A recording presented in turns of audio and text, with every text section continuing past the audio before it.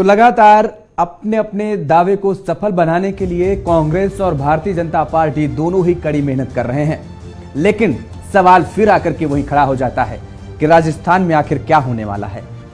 राज बदलेगा या रिवाज? सवाल यही है और यही सवाल आज हम इसी सवाल के जवाब को तलाशने की कोशिश करेंगे। हमारे साथ कुछ मेहमान जुड़े होंगे और उन्हीं मेहमानों से हम चर्चा करेंगे और जानने की कोशिश करेंगे कि राजस्थान में आखिर चल क्या रहा है और होने वाला क्या है। हमारे साथ कुछ मेहमान जुड़े हुए हैं, आपका तारुफ करा देते हैं। और आरपी विजय जी हैं हमारे साथ, भारतीय जनता पार्टी के प्रवक्ता हैं। आम आदमी पार्टी के प्रवक्ता रमेश मोहन श्रीवास्तव जी हैं। डॉक्टर राहुल यादव जी हैं जो कि कांग्रेस के प्रवक्ता हैं। राजनीतिक विश्लेषक हमारे साथ जुड़े हुए हैं डॉक्टर अजय तिवारी जी। आप सभी मेहमानों को बहुत बहुत स्वागत है। और शुरुआत करेंगे भारतीय जनता पार्टी के प्रवक्ता आरपी विजय जी आपसे। सवाल तो आपने सबसे पहले देख ही लिया कि राज बदलेगा या रिवाज, क्योंकि हिमाचल प्रदेश में भी आपने नारा दिया था कि इस बार रिवाज बदलेगा, लेकिन हिमाचल प्रदेश में आपका नारा सफल होता हुआ नजर आया, धराशायी हो गया और राज बदल गया, वहां पर रिवाज नहीं बदला। लेकिन इस बार यहां पर उलट नजर आ रहा है। आप कह रहे हैं कि राज बदलेगा और कांग्रेस कह रही है रिवाज बदलेगा। राजस्थान में क्या होने जा रहा है? देखो योगेश जी, राजस्थान के अंदर मैं क्या कह रहा हूँ, सारी दुनिया कह रही है, सारी जो हमारी पब्लिक है राजस्थान की वो कह रही है, चीख चीख के कह रही है कि हमको इस भ्रष्ट कांग्रेस को उठाना है।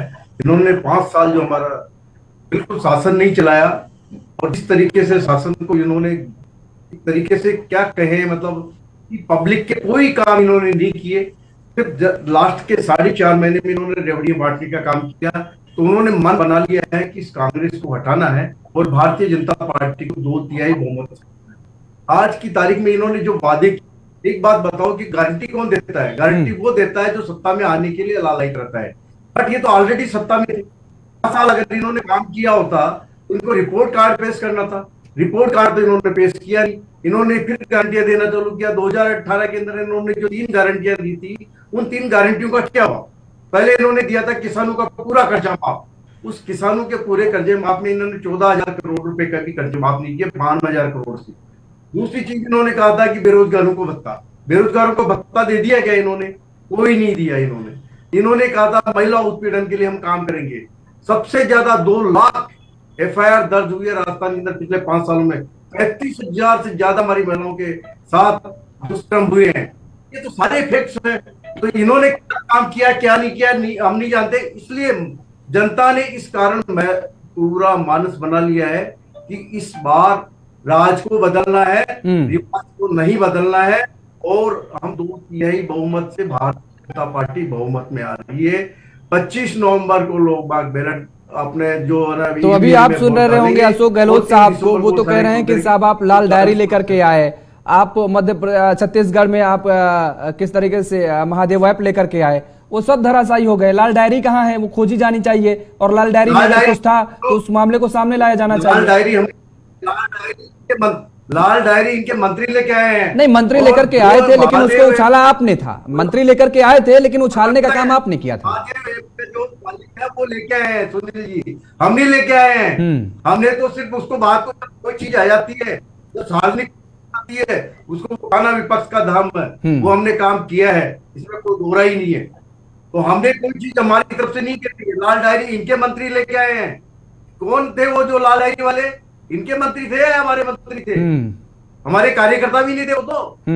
हमने तो अगर कोई मुद्दा आया है, भ्रष्टाचार का मुद्दा है, उसको उठाना विपक्ष का काम है। भारतीय जनता पार्टी एक अच्छा विपक्ष निभाया है और उन्होंने इस मुद्दे को उठाया है। महादेव हम नहीं लेके आए, उनके जो मालिक हैं वो खुद लेके आए हैं। उन्होंने खुद ने शिकायत करी है, तब जाकर के ईडी ने कार्रवाई करी है। आज ये जो भी जिस तरीके का वातावरण बना रहे हैं ना, ये गलत है। वातावरण आज की तारीख में हाथ बंद कर लेंगे अपने। चुनाव आ रहे हैं या कुछ हो रहे हैं तो इशू के बाद अगर कोई खबर आएगी तो बंद कर लेंगे क्या? इन्होंने तो ये कहा कि हमारे यहाँ पे हमारे अशोक गहलोत जी कहते हैं कि यहाँ पे 56% FIR गलत दर्ज होती है, लेडीज गलत दर्ज कराती है। ये तो लेडीज को ही गलत बताते हैं, तो इनका क्या है भाई? ये तो कहते ही है कि भाई हमारे यहाँ तो कुछ सब कुछ ठीक हो रहा है। अरे भाई 2 लाख से ऊपर आपके ऊपर आरोप लगे हैं, 35,000 महिलाओं के साथ उत्पीड़न हुआ है, ये सब ये तो FIR में दर्ज है। ये कहते हैं कि हमने क्या काम किया? अब एक तरफ तो ये कहते हैं कि साहब हमने एफआईआर चालू कर दी, एफआईआर हमारी भाई नहीं चालू करा सकती है। फिर एक बात तो ये कहते हैं 56% हमारी जो एफआईआर है वो सब गलत है, महिलाएं गलत और वो लगाती है, आरोप लगाती है। ये हमारे मुख्यमंत्री जी कह रहे हैं। एक मंत्री इनका ये कहता है कि यहाँ पे रेप इसलिए होते हैं कि ये मर्दों का देश है। अब ये शोभा देता है क्या? अगर ये इस तरीके की इनकी मानसिकता है तो ठीक है, जनता इनको आप दोबारा जिन चुनेगी क्या? हाँ, इसलिए इस बार आज चेंज होगा, रिवाज चेंज नहीं होने वाला, और हम सत्ता में आ रहे हैं बहुत बड़े बहुमत से। चलिए, आप ये दावा कर रहे हैं कि सत्ता में आ रहे हैं, लेकिन कांग्रेस भी यही दावा कर रही है। कांग्रेस से जान लेते हैं कि आखिर जिस तरीके से जो बयानबाजी सामने आ रही है, जो बातें कही जा रही हैं, उनमें कितना दम है और क्या हकीकत जमीनी है। डॉक्टर राहुल यादव जी, वास्तव में जिस तरीके से भारतीय जनता पार्टी ये दावे कर रही है कि वो सत्ता में आ रही है, और जो बयानबाजी वहां पर राजस्थान में चल रही है, जो आपने वायदे किए थे पिछली सरकार में बनने से पहले, उनको अगर धरातल पर आप उतार देते तो कह रहे हैं मैनिफेस्टो लाने की जरूरत नहीं पड़ती, आपको रिपोर्ट कार्ड पेश किया जाना चाहिए था।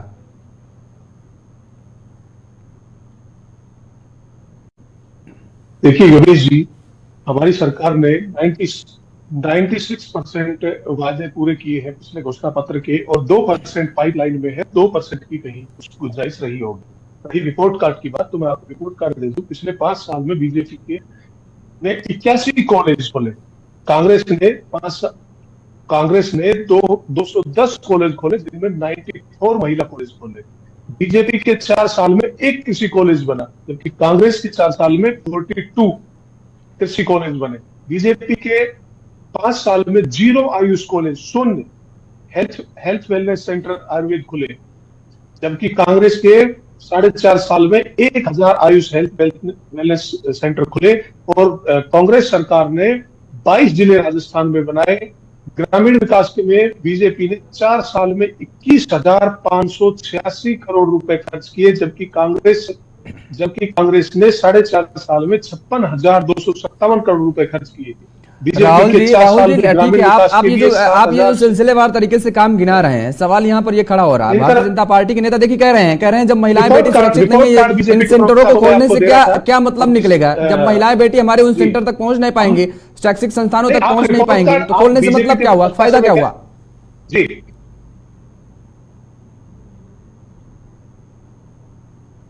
मैं शायद ठीक से आपकी आवाज नहीं सुन पा रहा। राहुल जी, सवाल ये उठ रहा है कि महिलाओं बेटियों पर जितना अत्याचार राजस्थान में हो रहा है, इतना कहीं नहीं हो रहा है। बीजेपी कह रही है कि ऐसे संस्थान खोले जा रहे हैं, उनका फायदा क्या, जब बहन बेटियां हमारे उन संस्थानों तक पहुंच ही नहीं पा रही हैं, उनका लाभ ही नहीं ले पा रही हैं।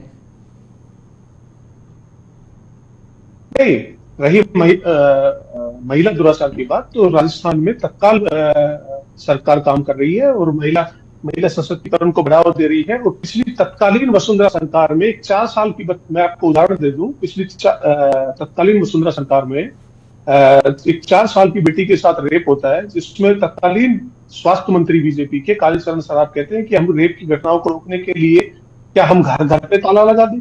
और रही दुराचार और उनके, बीजेपी आज भी अपने घोषणा पत्र में रोमियो स्क्वाड का जिक्र करती है। राजस्थान में भी इन्होंने रोमियो स्क्वाड उत्तर प्रदेश में भी बनाया था। अभी हाल ही में आगरा में जो होम स्टे में जो एक महिला के साथ दुराचार हुआ, पूरे देश ने देखा।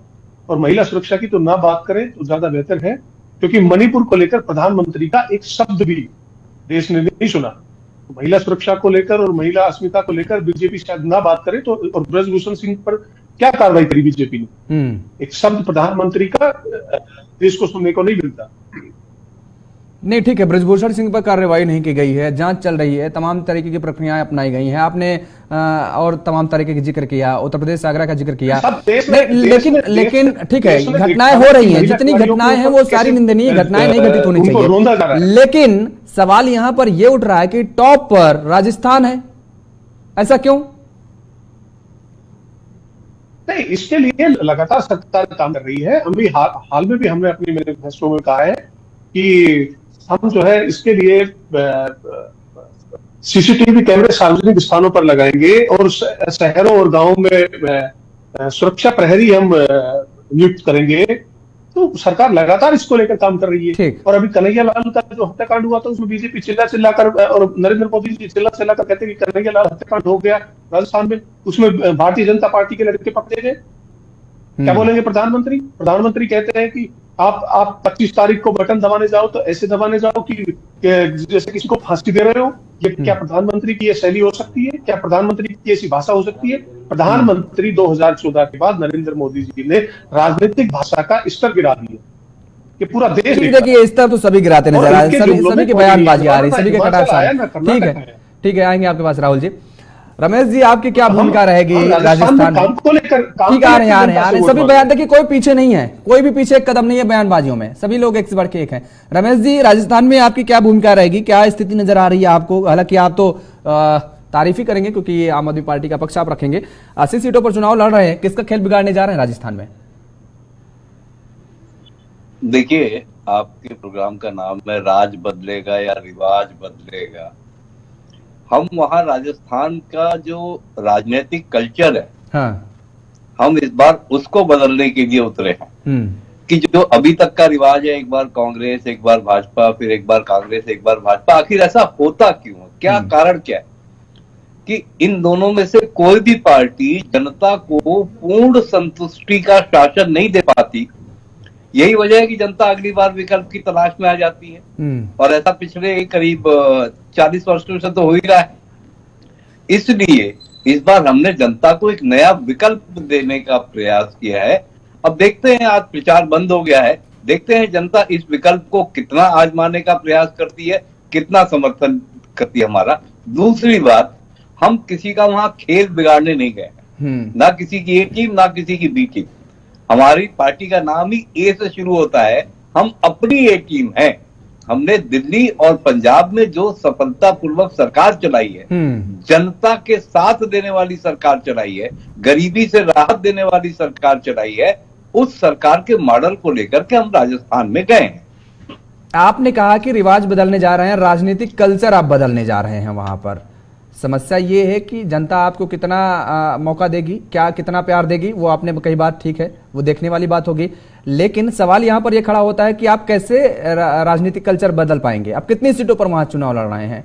आप तो पूर्ण मेजोरिटी की जितनी सीटें चाहिए उतनी सीटों पर चुनाव भी नहीं लड़ रहे हैं, सारी सीटें तो छोड़ दीजिए। देखिए मैं आपको बताऊं कि जो राजनीतिक कल्चर इंजेक्ट करना है, वो जनता को ये समझाना है कि इन दोनों पार्टियों का जो राजनीतिक विमर्श है, जो राजनीतिक संस्कृति इन्होंने राजस्थान में विकसित की है, वो आपके लिए लॉन्ग टर्म में उचित नहीं है। जैसे आपने महिला सुरक्षा की बात की, एक एग्जाम्पल के लिए कहते हैं, ये महिला सुरक्षा की बात उस राजस्थान में हो रही है जहां राजस्थान में नारी के सम्मान के लिए पुरुष तलवारें निकाल लेते थे कि नारी के सम्मान की रक्षा हो सके। मुगलों का जमाना याद है आपको? नारियों के सम्मान के लिए पुरुष अपना खून बहा देते थे। उस राजस्थान की संस्कृति हो गई है। ये बेहद शर्म की बात है कि वहां महिलाओं पर इस तरह से अत्याचार हो रहा है। तो इस बात को हम जनता के मन में बिठाने गए हैं कि अब ये दोनों पार्टियों के बीच में हो रहा है। अभी कांग्रेस के भाई ने भाजपा के एक पुराने नेता का बयान बताया, भारतीय जनता पार्टी वाले ने तो कांग्रेस पे आरोप लगाया। हम उनसे कह रहे हैं अब आप एक नई राजनीतिक संस्कृति को अपनाइए, आम आदमी पार्टी को अपनाइए। हम ये नहीं कहते कि हम वहां सरकार बना देंगे, लेकिन हम जनता को इस बात के लिए जागरूक जरूर कर देंगे कि उसे नए राजनीतिक विमर्श की जरूरत है। ठीक है, आप एक संदेश देने का काम करेंगे, आप सरकार बनाने नहीं जा रहे हैं, और लेकिन कोशिश आपकी ये जरूर रहेगी कि अगर कुछ मिल सकता है, कोई ऐसी स्थिति बनती है कि आपने कहा कि आपकी पार्टी का नाम ही ऐसे शुरू होता है, लेकिन बी टीम बनने की अगर जरूरत पड़े तो आप बन सकें, ये जाहिर तौर पर है। ये तो उम्मीदें जरूर सजाए बैठे होंगे। ठीक है, डॉक्टर अजय तिवारी जी, क्या नजर आ रहा है राजस्थान में आपके नजरिए से? क्या आप देख पा रहे हैं, क्या चल रहा है? क्योंकि अब से थोड़ी ही देर में चुनाव प्रचार भी थम जाएगा 6 बजे, और उसके बाद तो लोग डोर टू डोर कैंपेन करेंगे। जो चुनावी ललकार मंचों से नजर आ रही है वो अब नजर नहीं आएगी आज के बाद से। योगी जी, आप नमस्कार करता हूं जी, और आपके चैनल को देखने वाले सैकड़ों लाखों दर्शकों, करोड़ों दर्शकों को साथ साथ भारत देश की 40 जनता को प्रणाम करके कहना चाहता हूँ, यही विष्णु भगवान देवोधनी एकादशी की हर व्यक्ति को बधाई के साथ सबको बुद्धि दे, सद्बुद्धि दे जी, ताकि लोग अपनी जुबान पर कंट्रोल रखें, आगे बढ़े, दीर्घायु हो। चुनाव के माहौल में निश्चित तौर से हर व्यक्ति को अपनी जुबान पर कंट्रोल रखना चाहिए। लेकिन किसने कंट्रोल रखा है, किसने नहीं रखा है, सारी जनता देख रही है।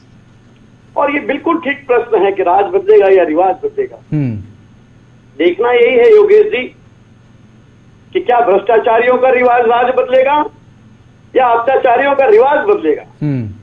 देखना यह है योगेश जी कि क्या लूट घसोट करने वाले का राज बदलेगा या चोर उठाई गौर और महिलाओं पर अत्याचार करने वालों का रिवाज बदलेगा।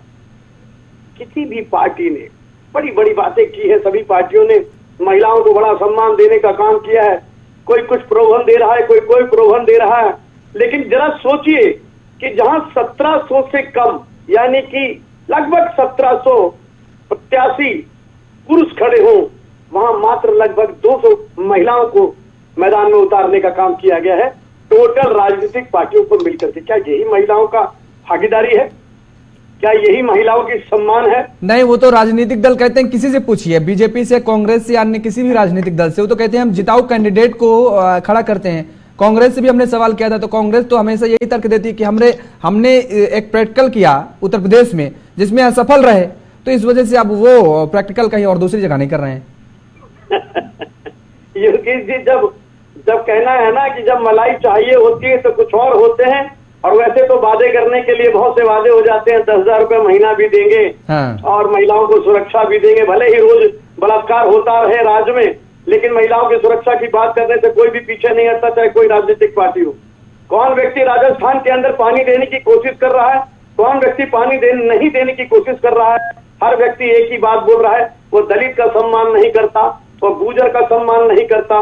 और कुछ लोग तो यहाँ तक कि आ जाते हैं कि अपनी ही पार्टी में, भारतीय जनता पार्टी में रहने के बावजूद भी गुर्जर के वोटों को सेंध मारने के लिए आज राजेश पायलट जो बेचारे स्वर्गीय हैं उनकी बात भी करने लगते हैं। और अब तो राजनीति में ये भी देखना होगा कि कौन व्यक्ति क्या बोल रहा है। बोलते समय ये भी नहीं सोच रहा है कि हम आज क्या बोलते हैं, कल क्या करते हैं। पांडे जी, अब तो चुनाव का समय, प्रचार का समय बिल्कुल खत्म हो गया है।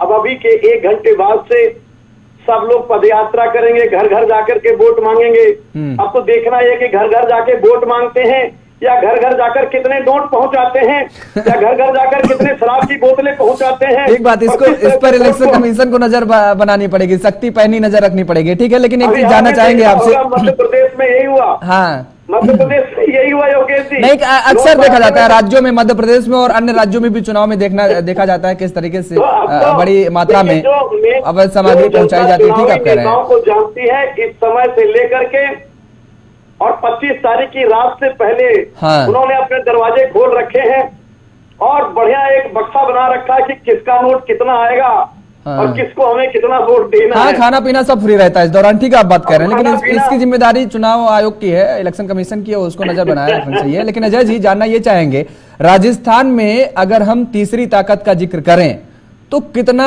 इफेक्ट करेगी राजस्थान चुनाव को? ये तीसरी ताकत तो नहीं बन पाएगी। देखिए, मायावती जी पिछली बार भी 6 सीट जीत चुकी हैं और आम आदमी पार्टी का वहां कोई कद है नहीं। आम आदमी पार्टी के आदरणीय प्रवक्ता साहब अभी कह रहे थे, ठीक बात है, हर आदमी को अपनी बात कहने का पूरा अधिकार है, लेकिन आम आदमी पार्टी का कहीं भी राजस्थान में कोई वजन नहीं है।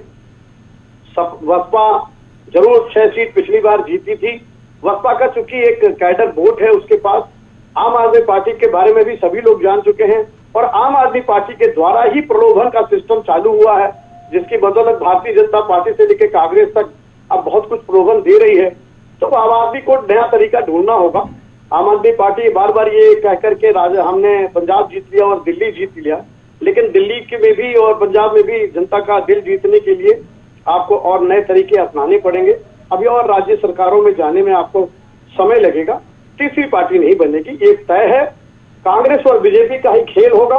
अब ये बात बिल्कुल सच है कि क्या कांग्रेस फिर से रिपीट करेगी या भारतीय जनता पार्टी पूर्ण बहुमत से आएगी, इसमें ही बहुत शक है। और इसी शक में ये भी कहना होगा कि दोनों पार्टियों ने गलती की है। एक तरफ वसुंधरा सिंधिया के खिलाफ नोटिस आ जाता है, भारतीय जनता पार्टी की कद्दावर नेता है, एक तरफ वही राजेश पायलट के पुत्र सचिन पायलट जी उनके खिलाफ मोर्चा खोले रहते हैं, गुर्जरों को एक किए रहते हैं और एक तरफ उनको साध करके अपने आप में कांग्रेस को मजबूत करना और दूसरी भारतीय जनता पार्टी की एक कद्दावर ब्राह्मण नेता को वहां का अध्यक्ष बनाकर ब्राह्मणों को बोध साधना। अब यही देखना है कि ब्राह्मण के वोट में क्या ऐसा साधा गया है और सचिन पायलट ने अपने आप को क्या ऐसी चर्चा की है कि दोनों गुर्जर और ब्राह्मण वोट कितना बढ़ता है और कितना चलता है। अगर गुर्जर वोट भारतीय जनता पार्टी की तरफ मात्र 15 से 20% भी चला जाएगा तो निश्चित तौर से भारतीय जनता पार्टी की मजबूती हो जाएगी। और यदि ब्राह्मण का वोट कांग्रेस की तरफ मात्र 15 से 20% चला जाएगा तो निश्चित तौर से कांग्रेस से सरकार बनने में देर नहीं लगेगी, क्योंकि जो बिल्कुल एसटी है, एससी है, ओबीसी है, उन्होंने अपना मन बना रखा है और वह वोट बिल्कुल बधा हुआ है। बहुत सधा हुआ मतदान करेंगे, बहुत सधा हुआ वोट बैंक होगा। ये बात आपने ठीक कही सचिन पायलट ने, लेकिन अगर पिछली दफा का जिक्र करें तो बड़ी उनकी महत्वपूर्ण भूमिका मानी गई थी, क्योंकि गुर्जरों का वोट जो था वो कहीं ना कहीं भारतीय जनता पार्टी की तरफ उनका हमेशा रहता था, लेकिन उस बार कांग्रेस के पक्ष में गया था सचिन पायलट की वजह से। वो इस बार देखने को मिलेगा। लेकिन जानना ये चाहेंगे आरपी जी, अभी देखिए अजय जी वो बात कर रहे थे, वो कह रहे हैं कि कोई बात नहीं कर रहा कि हम घर में पानी पहुंचाएंगे, कोई बात नहीं कर रहा कि हम सड़क बनवाएंगे, खड़ंजा बनवाएंगे, स्कूल खोलेंगे, स्वास्थ्य बेहतर करेंगे। सब बात कर रहे हैं कि दलित का कौन सम्मान नहीं कर रहा, गुर्जर का कौन सम्मान नहीं कर रहा है, कौन ओबीसी का सम्मान नहीं कर रहा है। सब इसी में उलझे हुए हैं, सब इसी में उलझे हुए हैं, चुनाव इसी के साथ जीतना चाह रहे हैं। देखो योगेश जी, बेसिकली क्या है कि भी राहुल यादव जी बोल रहे थे कि हमने इतने कॉलेज खोल दिए, इतने स्कूलें खोल दी, इतना हमने आयुष कॉलेज खोल दिए, हमने मेडिकल कॉलेज खोल दिए, हमने ये कर दिए। इनसे पूछो कि उस मेडिकल कॉलेज या जो कॉलेज है या यूनिवर्सिटीज है, एक छोटी छोटी बिल्डिंगों में चल रही है, जहाँ पे कोई ना तो उनके टीचर है, ना कोई प्रोफेसर है, ना कुछ और है। तो सिर्फ घोषणा करके एक एक रूम के अंदर, एक एक कमरे के अंदर घोषणा नहीं, हमने धरातल पे योजनाओं को उतारा है। प्रधानमंत्री ने एम्स की घोषणा करी थी दरभंगा में, वो कहाँ है? प्रधानमंत्री ने बोला था और हमारी धरातल योजना दिख रही है। तो इनके रंधावा जी ने बोला 96% हमने पूरे कर दिए वादे, काहे के जो इनका घोषणा पत्र 96% पूरे कर दिए, 2% हमारे पाइपलाइन में। राहुल गांधी ने करी थी यहाँ पे, उन 3 घोषणा पूरी हुई क्या? मेन तो 90% वो है, 10% में बाकी सब है। तो वो 3 जो मेन घोषणाएं थी वो तो हुई नहीं इनकी। ये तो बातें कर रहे हैं, गारंटी क्यों दे रहे हैं? फिर अगर आपने सारे 96% कर दिए तो आपको तो एक्चुअली रिपोर्ट कार्ड देना चाहिए था। आपको गारंटी देने की क्या दरकार थी? गारंटी वो देता है जो काम नहीं करता है, वो देता है। जैसे सपोज मैं आपको रिपोर्ट कार्ड देने को तैयार हूं। होता है 5 साल तक आप रिपोर्ट कार्ड देने को तैयार हूं। 4.5 साल तक आपस में लड़ाई और आपस में कोई काम नहीं किया। 4.5 महीने के अंदर सिर्फ रेवड़ियां बांटी है। ये काम सिर्फ आप दिखावे के लिए कर रहे हो, पब्लिक को भ्रमित करने के लिए कर रहे हो, बट पब्लिक आपके भ्रम में नहीं आने वाली है। पब्लिक ने मन बना लिया है, वो बिल्कुल आज की तारीख में ये कर रहे हैं। इस जो कुशासन चलाया है आपकी सरकार ने, इसको बाहर करना है और ये 3 दिसंबर 2023 को बिल्कुल हो जाएगा और हमारी सरकार आ रही है। रही बात हमारे मुद्दों की बात, हमने जो उठाए हैं, हमने मुद्दे इस तरीके के नहीं उठाए जिस तरीके के आपने कहा है 10,000 रुपए दे देंगे। अरे भाई, बजट में आपने जो घोषणाएं करी वो तो बजट के अंदर आप रात कैंप लगा के कर रहे हो। आपके रात कैंपों की बात बताता हूँ। पूरे हिंदुस्तान की महंगाई 4.87% डिक्लेयर हुई है अक्टूबर में। आपके राजस्थान की महंगाई है 6.25%। आफ्टर ये जो राहत कैंप है ना, उसके बावजूद ये है कहानी आपकी। तो आपके तो फिगर बोल रहे हैं। अरे राहत कैंप का क्या फायदा हुआ? भ्रष्टाचार के अंदर चढ़ गए, जो आप किटे दे रहे हो उसके अंदर कंकड़ निकल रहे हैं, वहां पे पीली मिट्टी निकल रही है। क्या चीजें दे रहे हो आप? अगर आप मिर्ची दे रहे हो उसमें अंदर पीली चीजें निकल रही है, मिट्टी निकल रही है। तो ये सारी चीजें अखबार में आ चुकी है। ऐसा नहीं है कि कोई चीज छुपी हुई है। इसलिए आपका शासन नहीं है, ये कुशासन है और सारी जनता ने देख लिया। भीलवाड़ा में किस तरीके से भट्टी में बच्ची को झुमका है, कहां कहां क्या हुआ। आपको मणिपुर दिखता है, आपको प्रतापगढ़ नहीं दिखता है। प्रतापगढ़ के अंदर नग्गी कर करके लेडीज को घुमाया गया है। राजस्थान के अंदर वहां आपके है ना, जो प्रियंका गांधी जी नहीं आई। अगर ये कांड यूपी में होता ना तो यूपी में फटाफट चली जाती है। आंखें बंद कर रखी है इन्होंने। यहाँ आते हैं रणथंभौर के अंदर, उस पर मुख्यमंत्री ने खेद जताया और तत्काल राजस्थान सरकार ने कार्रवाई करी और मणिपुर आज भी चल रहा है। प्रधानमंत्री के मुंह से एक शब्द देखने को मणिपुर को लेकर देश को नहीं मिला। क्या बात करते हैं आप? राजस्थान और मणिपुर की तुलना आप कैसे कर सकते हैं? और 140 प्लस से हमारी भारतीय जनता पार्टी आ रही है। अगर काम भी करना होता तो आपको ये गारंटियां देने की सरकार क्या काम 5 साल किया ही नहीं। कभी होटल में जाते हैं, कभी किसको जाते हैं, कभी इसको निकम्मा बोलते हैं, क्या करते हैं। अरे भाई आपकी सामूहिक जिम्मेदारी कहाँ थी? एक मंत्री दूसरे मंत्री पे भ्रष्टाचार के आरोप लगा रहा है, एक आपके जो विधायक है वो मंत्री पे लगा रहे हैं। किस तरीके के आपके स्टेटमेंट आ रहे हैं। आप सीएलपी जो आपके कांग्रेस सोनिया गांधी है उनके आदेश को आपके मंत्री नहीं मानते हैं, वो पैरेलल मीटिंग करते हैं। तो ये सब चीजें सब चलिए जवाब ले लीजिए, आपने क्या भला किया है। जवाब ले लीजिए रमेश मोहन जी, जवाब दीजिए। विधायक सुखी है ना आपके कार्यकर्ता सुखी है, और जो विधायक है उनसे मंत्री सुखी नहीं है, मंत्री से मुख्यमंत्री सुखी नहीं है। हाँ। क्या है ये ढकोसले क्या कर रखे हैं? आप लोगों ने तो विदाई कर लो, आपकी बांध लो बोरी बिस्तरे तैयार है, आपको पब्लिक ने आपको करा दिया है। चलिए 3 दिसंबर 2023 आपको आरपी विजय जी, यही बात तो मुख्यमंत्री अशोक गहलोत कह रहे हैं। 25 आप 3 तारीख कह रहे हैं, वो कह रहे हैं 25 तारीख के बाद आप दिखेंगे नहीं। राहुल यादव जी, भाजपा के प्रवक्ता का कोई मूल सवाल समझ में ही नहीं है। इसी असमंजस में भाजपा राजस्थान में चुनाव लड़ेगा। भाजपा के पास राजस्थान में कोई मुद्दे नहीं है। 25 नवंबर को तो मतपेटियां बंद हो रही है, राजस्थान में भाजपा के पास कोई मुद्दे नहीं है। जादूगर तो नहीं, वो सिर्फ सनातन और हिंदू मुस्लिम करके ही चुनाव जीतना चाहती है, क्योंकि देश ने इसको नकार दिया है। मणिपुर की घटना देश के सामने है, महिला पहलवानों की घटना सामने है।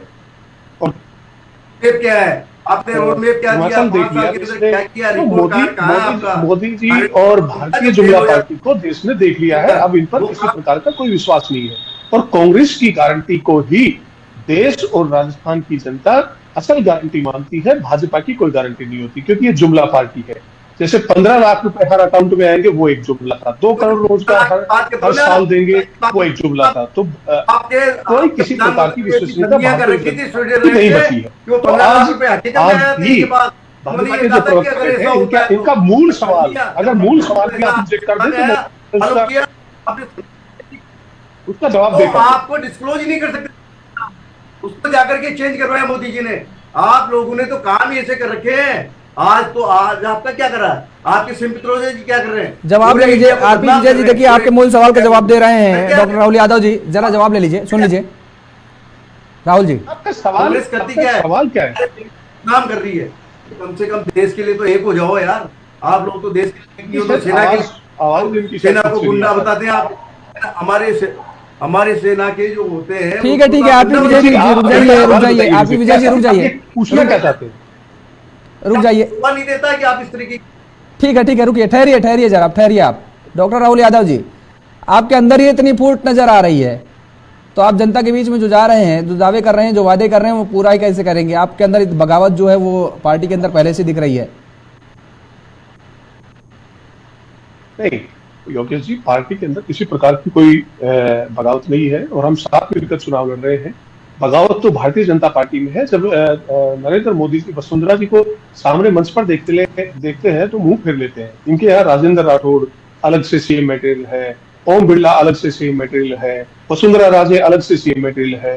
तो भाजपा की कलह पूरे प्रदेश की जनता के सामने है। कांग्रेस जो है साथ में मिलकर चुनाव लड़ रही है, किसी प्रकार का कोई अंतर्विरोध नहीं। अच्छा, एक बहुत अहम सवाल तुरंत मेरे मन में ख्याल में आया, एक बहुत अहम सवाल है। मध्य प्रदेश की तरह मध्य प्रदेश की स्थिति राजस्थान में तो नहीं बनेगी, क्योंकि मुख्यमंत्री की कुर्सी को लेकर के बहुत खींचतान मची हुई रही है पूरे 5 साल इस बार आपने देखा है। तो मध्य प्रदेश की स्थिति जो पिछली बार बनी वो राजस्थान में दोहराएगी तो नहीं? नहीं, राजस्थान की ऐसी परंपरा नहीं रही। एक उदाहरण के रूप में मुख्यमंत्री जी ने पिछली एक सभा में भी बताया था कि राजस्थान की ऐसी परंपरा नहीं रही किसी भी प्रकार से सरकारों की गिराने की। ये तो भाजपा प्रयास करती है कि चुनी हुई सरकारों को कैसे गिराया जाए, और जनता ने जो मैंडेट दिया है उनको उसका अपमान कैसे किया जाए, ये तो भाजपा ने लगातार देश में देखा। नहीं, सवाल मेरा वही है, सवाल मेरा वही है, मूल सवाल वही है कि जो स्थिति मध्य प्रदेश में हुई, कहीं ऐसा नहीं, मान लीजिए आप दावा कर रहे हैं कि फुल मेजोरिटी में आप आने जा रहे हैं, अगर आ जाते हैं आप, तो मुख्यमंत्री की कुर्सी किसकी? पायलट साहब की या गहलोत साहब की? तो कहीं ऐसा तो नहीं जब गहलोत साहब के ऊपर हाथ रख दिया जाए दिल्ली से, तो पायलट साहब अपने कुछ विधायकों को लेकर के कहीं और ले उड़े? योगेश जी नहीं, मैं बताता हूँ। लेकिन मेरी पार्टी में कोई परंपरा नहीं रही है। यहाँ और दो चुनाव से आप पहले विजय जी आ रहे हैं इसमें। मुख्यमंत्री घोषित करने की कांग्रेस की परंपरा आज से नहीं, कभी से नहीं रही है। राजस्थान, अरे मध्य प्रदेश में हमने देखा नहीं क्या? मध्य प्रदेश में क्या हुआ? इसको लेकर विधायक दल की बैठक में तय कर लिया जाएगा। इसको लेकर भाजपा परेशान ना हो। जैसे हमने पहले भी मुख्यमंत्री बने हैं, तो किसी के चेहरे के ऊपर या किसी का चेहरा सामने रखकर हम कांग्रेस पार्टी चुनाव में नहीं गई है। विधायक दल, हमारे यहाँ एक प्रक्रिया है, हम विधायक दल की बैठक के बाद में मुख्यमंत्री भी आपको बता दिया जाएगा। आप इंतजार रखिएगा, 3 तारीख का इंतजार रखिए, नतीजे आने दीजिए। आपके सामने मुख्यमंत्री बनेगा, सरकार भी बनेगी, मंत्री भी बनेंगे और पूरी 5 साल सरकार चलेगी। चलिए ठीक है।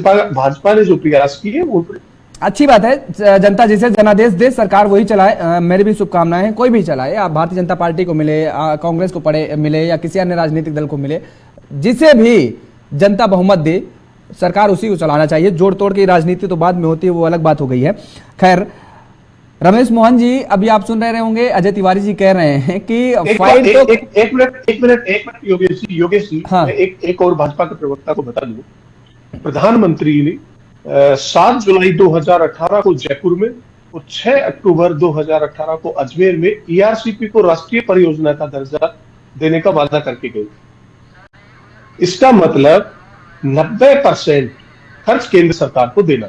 आज तक भी भाजपा और प्रधानमंत्री जी ईआरसीपी को लेकर कोई जिक्र भी नहीं करते, जिससे कि राजस्थान में पानी का मुद्दा असल मुद्दा है और इससे सीधे 13 जिले प्रभावित होते हैं। पानी का मुद्दा कोई नहीं उठा रहा। आएंगे रमेश जी का कर लेते हैं।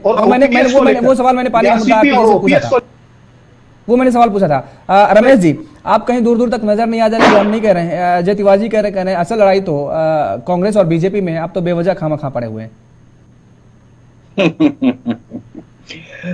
एक्चुअली क्या है कि जब नजर पे एक, जैसे देखते हैं कि एक ड्राइवर सिर्फ और सिर्फ एक ही गियर में गाड़ी चलाता रहता है, तो उसका ध्यान किसी और तरफ नहीं जाता। वो सोचता है कि बस गाड़ी इसी रास्ते में चलती रहेगी। कभी कभी ऐसा होता है कि राजनीतिक विश्लेषक राजनीतिक हकीकत से नजर हटा बैठते हैं। 2014 का लोकसभा चुनाव याद कीजिए, जब हम पंजाब में लोकसभा चुनाव लड़ रहे थे, तो क्या किसी ने सोचा था कि हम 4 सीटें जीत जाएंगे पंजाब की 13 सीटों में से? किसी ने नहीं सोचा था। 2013 में जब हम विधानसभा चुनाव लड़ रहे थे, तो लोग ये कहते थे 2-4 सीटें अगर आ जाए आम आदमी पार्टी की तो बहुत है। ये कांग्रेस और भाजपा के बड़े बड़े नेता धुरंधर हैं, राजनीति के कुशल खिलाड़ी हैं, इनके सामने ये लड़के कहां टिकेंगे। 28 सीटें आई, कांग्रेस ने समर्थन दिया और हमने सरकार बनाई। तो कभी कभी ऐसा होता है कि राजनीतिक जमीन पर राजनीतिक हवा का रुख भाग पाना बहुत मुश्किल हो जाता है। राजस्थान में इस समय ऐसी स्थिति है।